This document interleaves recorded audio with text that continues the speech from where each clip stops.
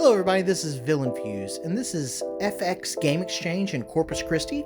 These folks have had a lot going on. They had a larger store, it looked like, and they just moved into this smaller location. They do have a pug mascot. That's because they got a real pug in the store all the time.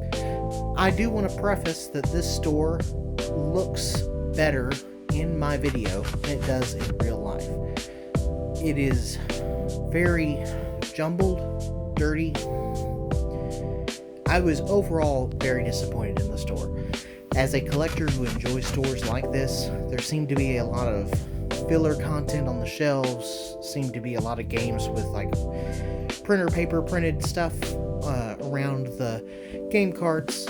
And as a collector who enjoys spending money at these stores, for me that's just a complete, hey, I'm not going to buy a game that's got just a printer paper for a logo. And I understand you got to do what you got to do, especially if you've got a lot of loose carts.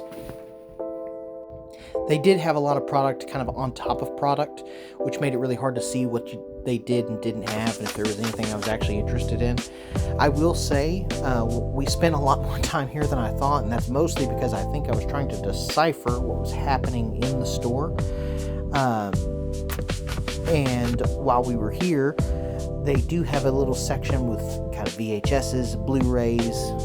In the back of the store, they also have manga. And one of the problems with the manga section is that they had a lot of product in front of product. And so if you wanted to see what was going on, you kind of had to move stuff around. And unfortunately, we found a lot of manga that had been kind of trashed because it had either been kind of squished into a spot and someone pushed something else in front of it.